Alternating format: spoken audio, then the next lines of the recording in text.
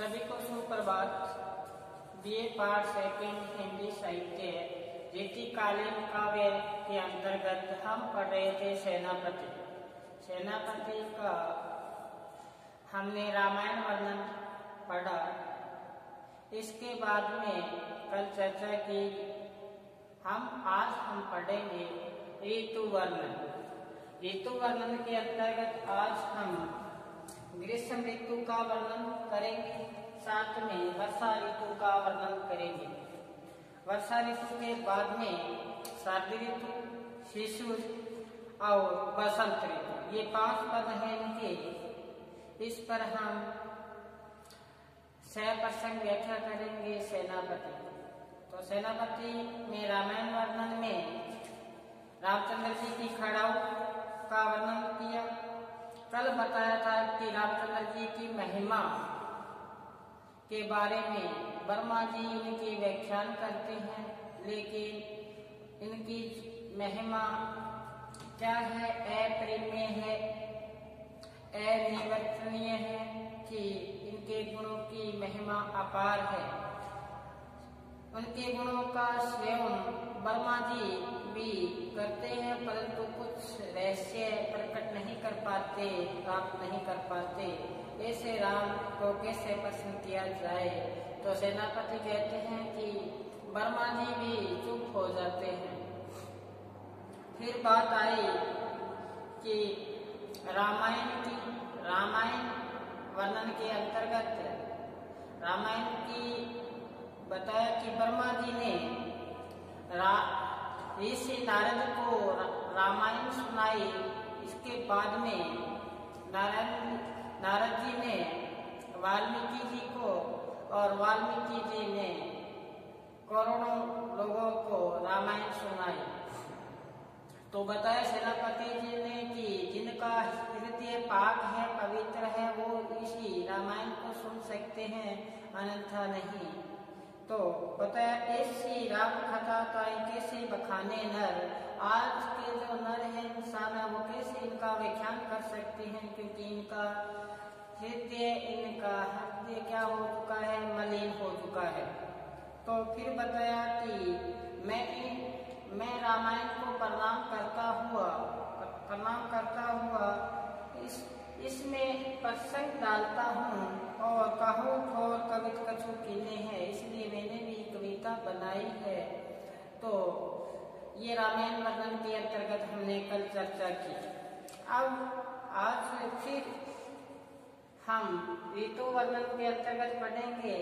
तो ये बार इनके पदों का यह व्याख्यान किया जाता है कि कहते हैं ना, कर्त अभ्यास जड़मती हो सुजान, रसरी आवत जात से सिर पर पट निशान। बार अभ्यास करोगे, आपके अंतःकरण में ये सारे पद विराजमान हो जाएंगे। थोड़ा अभ्यास करें, थोड़े चले तो मंजिल पे पहुंच ही जाते हैं। यही यहाँ सेनापति जी के जो पद है इस पे लागू होता है। तो चलिए आज हम करें ऋतु वर्णन के अंतर्गत सेनापति जी का। तो सबसे पहले ऋतु वर्णन में ग्रीष्म ऋतु का यहाँ पे वर्णन आया है। तो देखो ध्यान से, साथ में अपने पाठ्य पुस्तक है रीतिकालीन, उसको भी साथ में रखो। तो क्या बताया? वृक्ष को तरनी तेज सहसो किरण करी, ज्वालन के जाल विकराल बरखत है, तचती धरनी जग परती धरनी सीरी, छाहे को पकड़ी पंथी पंछी विमत है, सेनापति मेघ दोपहरी के डरत होत, दमक्का विखम जो न पाठ खरकत है, मेरी जान कोनो सीरी ठोर को पकड़ी कोनी, दरी एक बैठी कहूँ दामे वितवत है। तो सेनापति जी ने यहाँ पे ग्रीष्म ऋतु का वर्णन करते हुए बताया है कि ग्रीष्म ऋतु का जो विकराल परिवेश है वहाँ यहाँ पे वर्णन प्रस्तुत किया है। ग्रीष्म ऋतु में ग्रीष्म ऋतु आती है, चारों तरफ धरती तप जाती है, तो धरती से क्या निकलती है? ज्वाला निकलती है। अब जो राहगीर है, जो पक्षी है, वो भी अपना ठिकाना ढूंढते हैं छाए पकड़ने के लिए। तो सूर्य हजारों किरणों को लेकर जब उदय होता है तो तभी यहाँ वर्णन किया है। ध्यान से सुनना। कवि कहता है कि ग्रीष्म ऋतु आने पर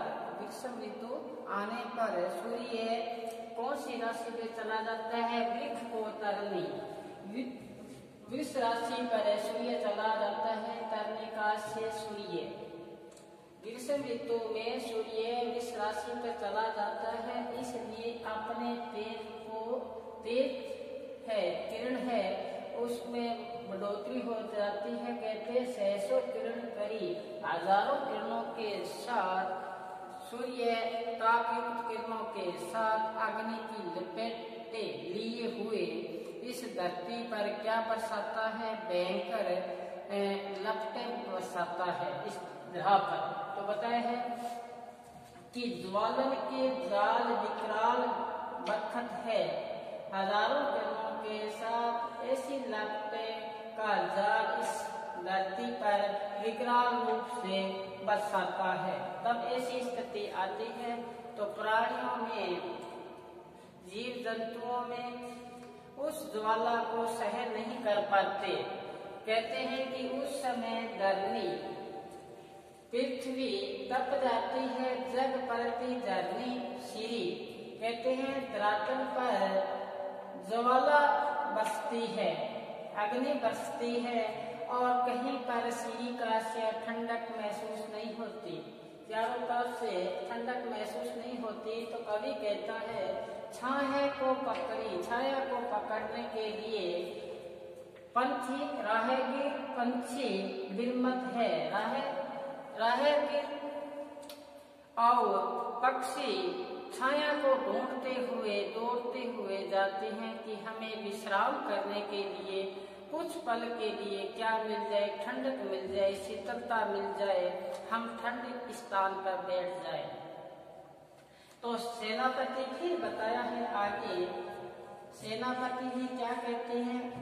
नेक दोपहरी के दर्द होते, कहते हैं कि अच्छा हुआ कि दोपहर ढलने के बाद, आशा करते हैं कि दोपहर ढलने के बाद ठंडक महसूस होगी, तो शीतलता महसूस होगी। दोपहरी दर्द होते, तो जैसे ही दोपहर ढलती है तो सेनापति कहते हैं धमाका होता है, विखम को पात में खरकत है। धमाका उमस का क्या होता है? धमाका होता है उस समय, और पात खरकत है। कहते हैं कि वृक्ष के पत्ते भी शांत हो जाते हैं। कोई पात का से पत्ते, वृक्ष के पत्ते भी क्या हो जाते हैं? शांत हो जाते हैं, और वो हवा न चलने के कारण अपने स्थिर अवस्था में विराजमान रहते हैं। जब इसी प्रकार से हवा न चले, वो पत्ते भी खरकते नहीं हैं, आवाज नहीं करते हैं। उस समय कवि ने बताया कि मेरी जान पौनो श्री, उस समय पवन, ठंडी पवन, ठोर को पकड़ी कोनी, ठंडी पवन भी ऐसे स्थान पर पहुंच चुकी है जहां उसको भी क्या है, उसको भी ज्वाला से डर लगता है। इसलिए पवन हवा एक कोने में जाकर बैठ जाती है। कहते हैं दरी एक बेटी एक कोने में जाकर बैठ जाती है, दामे बितवत है। उस धूप को बिताने के लिए पवन, ठंडी पवन भी एक जगह जाकर बैठ जाती है। तो प्रश्न आएगा आपका कि सेनापति का प्रकृति चित्रण पर प्रकाश डालिए, तब आपको दो तीन पंक्तियां इसमें से लिखनी पड़ेगी। बहुत महत्वपूर्ण है ये पद, ध्यान से सुनो। फिर कवि कहता है कि जैसे ही ग्रीष्म ऋतु का आगमन होता है उस समय सूर्य कौन सी राशि पे चला जाता है? वृष राशि पे चला जाता है। और वृष राशि पे जाने के बाद में सूर्य में इतना तेज आ जाता है कि उनकी किरणें क्या बरसाती है? ज्वाला बरसाती है। वो भी कौन सी?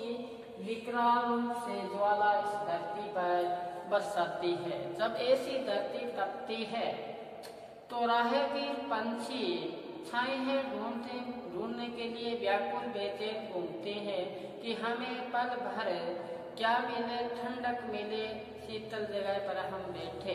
लेकिन कवि कहते हैं उस समय सूर्य की इतनी तप्त हो जाने के बाद में हवा का कहीं प्रवेश नहीं होता, इसलिए पेड़ के पत्ते भी चुपचाप अपनी अवस्था में जैसे हैं वैसे ही रहती हैं, उसमें भी हलचल नहीं होती, न खरकत है, पत्ते भी क्या नहीं है, आवाज नहीं करते।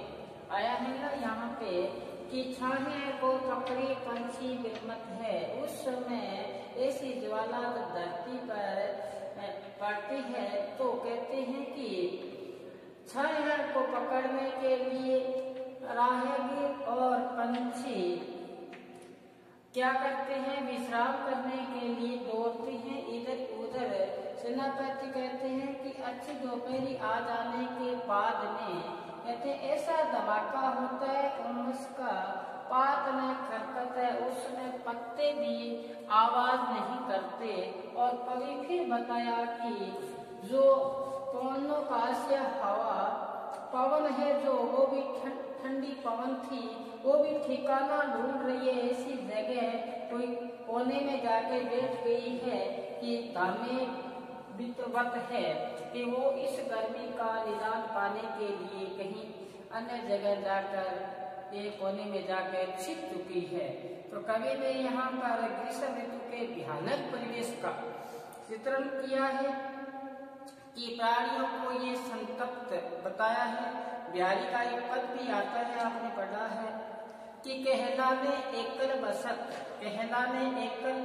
बसत अहि मयूर मृगबाग, जगत तपोवन कियो दीर्घ दाद निदाद। कि एक ऐसा अवसर आता है जब ग्रीष्म ऋतु में कि अपनी शत्रुता को भूलकर, अपनी दुश्मनी को भूलकर एक जगह निवास करते हैं। कौन कौन से कि बताया इसमें कि अहि मयूर मृग बाग, तो मोर मृग हिरण और बाघ ये एक जगह निवास करते हैं। सर्प ये सब एक जगह निवास करते हैं। हालांकि आपस में क्या है, इनकी शत्रुता है, लेकिन फिर भी ग्रीष्म ऋतु में आके एकल बसत एक जगह निवास करते हैं।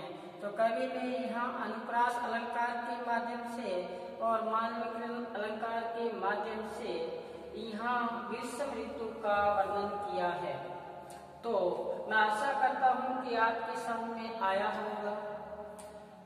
एक बार नहीं दो बार इसको लिख के देख लो, याद हो जाएगा। आसान है। अनुप्रास अलंकार के माध्यम से और मानविक अलंकार के माध्यम से कवि ने यहाँ पे ग्रीष्म ऋतु की जो भयानकता है उसी भयानक परिवेश का यहाँ पर चित्रण प्रस्तुत किया है कि ग्रीष्म ऋतु आती है, सूर्य का जो तेज है वो हजारों गुना बढ़ जाता है, तो धरती पर चारों तरफ से गर्मी व्याप्त होती है और पंछी राहगीर ठंडे स्थान की तलाश करते हैं। उस समय पेड़ के पत्ते हैं वो भी क्या होते हैं, शांत होते हैं, क्योंकि उनमें भी किसी प्रकार की हलचल नहीं होती। क्योंकि हलचल करने के लिए जो पवन है वो भी ऐसे स्थान पर कोने में जाकर दुपक कर बैठ गई है, क्योंकि उसको भी क्या सता रही है, गर्मी सता रही है। तो आया है ना कि दरी एक बैठी कहूँ दामे बिरमत है। कहते हैं उस गर्मी को निजात पाने के लिए पवन भी एक कोने में जाकर बैठ गई। ये था ग्रीष्म ऋतु का वर्णन। अब चलते हैं हम आगे वर्षा ऋतु का वर्णन। वर्षा ऋतु का वर्णन दामनी दमक सुरचाप की चमक, श्याम घटा की धमक, अति घन घोरते। आगे आया है कोकिला कलापती कल कुंजत है जित तित, शीतल ही तल स्मीर जोरते सेनापति आवन कहो हो मन बावन स्यू। सेनापति आवन कहो हो मन बावन स्यू। लाग्यो बरसावन विरह झुर जोरते आयो सकी सावन विरह सर सावन। लाग्यो बरसावन सलिल चहु औरते सलिल चहु औरते। तो हम इसके क्या करते हैं, सह प्रसंग व्याख्या करते हैं। तो चले आगे। दामनी दमक, दामनी का से बिजली, दामनी दमक, दामनी का से बिजली चमकती है, दमक का से चमकती है। सुर चाप इंद्र धनुष की चमक। फिर कहते हैं श्याम घटा की धमक, उस समय घटाओं का उमड़ना, उस अति घन बोलते कोकिला कलापी कोयल की आवाज सुंदरता ली हुई कुंजत है। जित तित शीतल ही तक समीर झकझोरते सेनापति कहो मन बावन स्यू। लाग्यो कर सावन विरह जोरते। यहाँ पर कवि ने, सुनना ध्यान से, कवि ने यहाँ पर क्या बताने का प्रयास किया है कि वर्षा ऋतु आ जाने पर जो गृहिणी होती है उसकी क्या दशा होती है। साथ में वर्षा ऋतु का वर्णन करते हुए वियोग से पीड़ित एक गृहिणी की यहाँ दशा का वर्णन भी किया है कि वर्षा ऋतु में अपने प्रिय मिलने की जो तड़प व्याकुलता बेचैनी सताती है उसका भी यहाँ पे वर्णन किया है। जैसे फर्स्ट में आपने पढ़ा था मलिक मोहम्मद जायसी, उसमें भी बताया था कि जैसे ही सावन का महीना आषाढ़ का महीना लगता है तो नागमती की क्या दशा होती है। सदा आषाढ़ गगन गन गाजा साजा दुल दल बाजा घन। फिर बताया था कि अगर प्रीतम पास में नहीं है तो ये सेज भी क्या लगती है, नागिन की बांति। पिया बिना मिलने सूद अनंते बसा सेज नागिनी फिर डसा। मेरे प्रीतम के बिना जो मेरा मंदिर है, मेरा घर है, मेरी जो सेज है ये सुननी है। सेज नागिनी फिर डसा। सेज क्या बन चुकी है, नागिनी बन चुकी है। इसी प्रकार सावन का महीना आता है तो गृहिणी की क्या दशा होती है। लागे सावन बस अति पानी, सावन का महीना लगते ही पानी बरसता है कि सावन में है बस अति पानी। विरह भरो विरह जुरानी। तो इसी प्रकार सेनापति जी ने भी यहाँ गृहिणी की एक वियोग की दशा का वर्णन करते हुए बताते हैं कि उस समय वर्षा ऋतु में बिजली चमकती है चारों तरफ से और इंद्र धनुष दिखाई देता है। उसकी भी चमक, उसकी भी आभा, उसकी भी कांति चारों तरफ से क्या देती है, दिखाई देती है। फिर बताया कि श्याम घटा की दमक, उस समय वर्षा ऋतु में जो घटाई आती है वो श्याम घटा आती है। काले काले बादल छा जाते हैं, अति घन घोर चारों तरफ से उमड़ उमड़ कर क्या आते हैं, बादल आते हैं। फिर बताया उस समय यानी वर्षा ऋतु में कोयले मधुर आवाज में क्या करती है, कुंजत करती है चारों तरफ से। और शीतल ही तल समी झकझोर है, चारों तरफ से शीतलता छा जाती है क्योंकि बारिश हो रही होती है।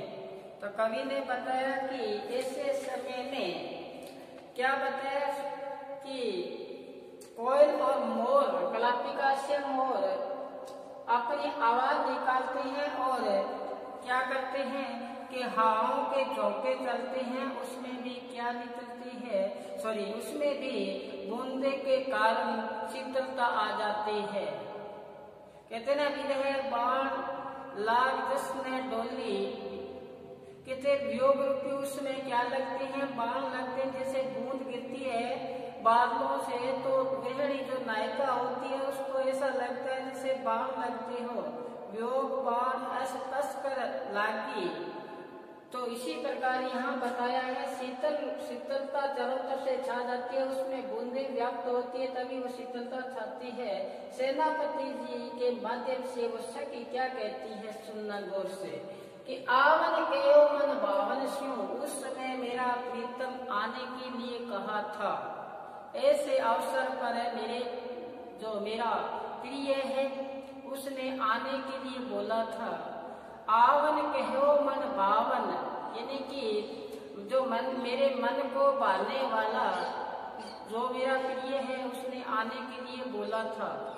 आवन कहो मन बावन, जैसे मीरा ने कहा था, आपने पद पढ़ा था पुष्कर में कि कौन सा आता है कि कोई कई और एक प्रभु आवन की मन बावन की, मेरे मन को बांधने वाले की बात कहना।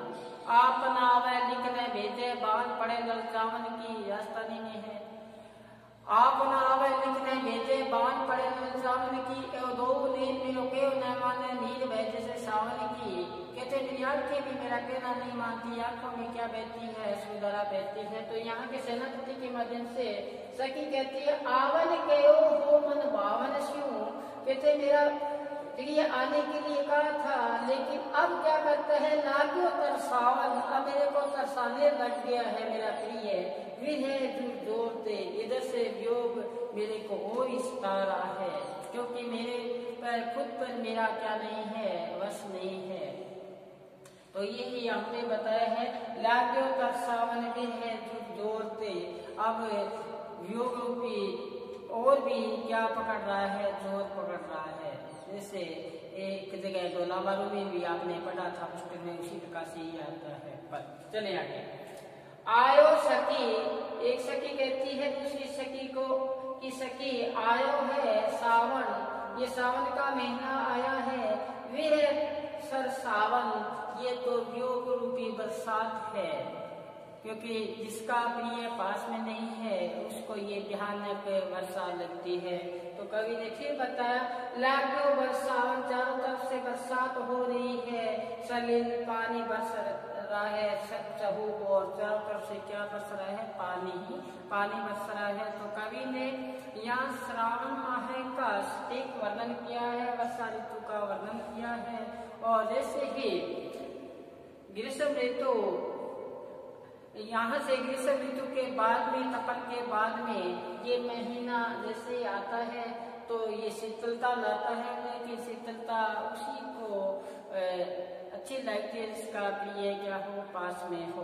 तो कवि ने यहाँ पे एक उद्दीपन रूप में चित्रण किया है प्रकृति का, और नायिका की जो उत्सुकता है और विविधता है उस पर भी क्या है, यहाँ उपादम और गलानी का भाव की यहाँ वेदना हुई है। अनुप्रास यमक अलंकार के माध्यम से, रूपक अलंकार के माध्यम से यहाँ वर्षा ऋतु का वर्णन किया है कि वर्षा ऋतु में चारों तरफ से बिजलियां चमकती है, इंद्रधनुष दिखाई देता है, और इस समय आसमान में घटाएं छा जाती है, दमक अति घन घोर से उमड़ घुमड़ करके आते हैं, बादल आते हैं। और उस समय कोयल और मोर अपनी आवाज में क्या करते हैं, आवाज करते, मधुर आवाज में गुंजन करते हैं। लेकिन यहाँ वियोग रूपी जो नायिका है उसको ये अच्छा नहीं लगता। जैसे मारवाड़ी ने कहा था कि पपैया तो चोर थारी चोंच कटवास्यू, पपैया तो चोर थारी चोंच कटवास्यू, राती दिनी दौर में जानू पियो आईशू, कि रात को तुम वो आवाज करता है तो मेरे को ऐसा लगता है मेरा प्रिय आ गया। तो ये यहाँ पे बताया है कि चारों तरफ से शीतलता ही शीतलता छा जाती है, क्योंकि जैसे ही बूंदों की बारिश होती है तो उनसे शीतलता छाती है। सेनापति कहते हैं, मेरा माध्यम से सखी कहती है कि मेरे मन को बाने वाले मेरे प्रिय ने आने के लिए कहा था, लेकिन अब वो लाग्यो तरसाने लग गया है। उधर से वियोग रूपी जो योग है वो मेरे को सता रहा है। आयो सखी, सखी को कहती है दूसरी सखी कि सावन आया है, ये वियोग रूपी एक बाधा लेके आया है। लागो पर सावन सलील चहूं और, चारों तरफ से क्या हो रही है, बारिश ही बारिश हो रही है, पानी ही बस में लगा है। ये था वर्णन वर्षा ऋतु के अंतर्गत। दामनी दमक, एग्जाम में पूछा जाता है दामनी दमक चमक चहु और, ये महत्वपूर्ण है एग्जाम की दृष्टि से। इसको अच्छी तरह से आप इसको अच्छी तरह से प्रसंग व्याख्या याद करें। आशा करता हूं कि ये आपके समझ में आ गया होगा। तो आज बस 2 पद तो ही हम सप्रसंग व्याख्या करेंगे। कल फिर हम शिशु ऋतु और वसंत ऋतु पर चर्चा करेंगे, साथ में शरद ऋतु पर चर्चा करेंगे। तब तक आप घर पर रहें, सुरक्षित रहें और पढ़ते रहें। धन्यवाद।